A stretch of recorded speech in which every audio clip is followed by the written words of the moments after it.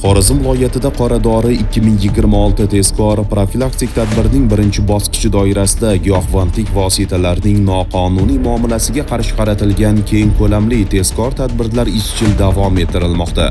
Jumladan, Qo'shko'pir tumani ichki ishlar bo'limi xodimlari tomonidan olib borilgan tezkor qidiruv tadbirlari natijasida bir qator jinoyatlar fosh etildi.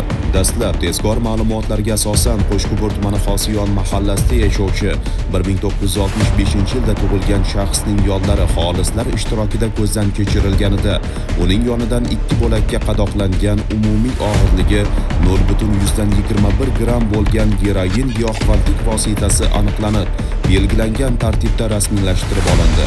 Shuningdek, olingan tezkor ma'lumotlar asosida nazorat tartibida o'tkazilgan tadbir jarayonida Qo'shko'pir tumani Uyg'ur mahallasida yashovchi 1959-yilda tug'ilgan shaxs geroin giyohvandlik vositasini sotish bilan shug'ullanayotgani fosh etildi. U maxsus xaridorga 2 bo'lak umumiy og'irligi 0,15 gram bo'lgan geroinni 600 ming so'mga sotgan vaqtida tezkor xodimlar tomonidan ashyoviy dalillar bilan qo'lga olindi.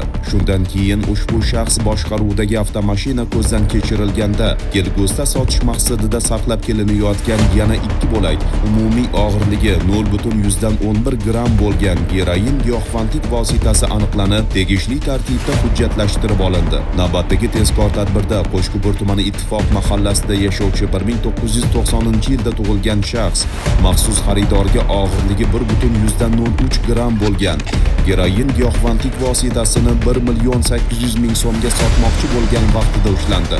Bundan tashqari, ilgari giyohvandlik vositalarini noqonuniy o'tkazish bilan shug'ullanganligi uchun jazoni o'tab chiqqan Qo'shko'pir tumani Ittifoq mahallasida yashovchi 1969-yilda tug'ilgan shaxs o'ziga to'g'ri xulosa chiqarib olmasdan giyohvandlik vositalarining noqonuniy muomalasi bilan shug'ullanib kelayotganligi to'g'risida olingan ma'lumotlar asosida tumanning Tegalak mahallasi hududida to'xtatilib, xolislar ishtirokida yollari ko'zdan kechirilganida og'irligi 0,1 gram bo'lgan geroin giyohvandlik vositasini qonunga xilof ravishda yonida saqlab kelayotganligi aniqlanib, ashyoviy dalil sifatida olindi.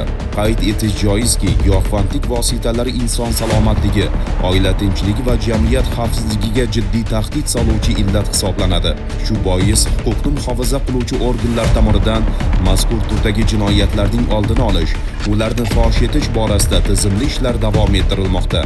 Hozirda mazkur holatlar yuzasidan Jinoyat kodeksining tegishli moddalari bilan jinoyat ishlari qo'zg'atilib, tergov harakatlari olib borilmoqda.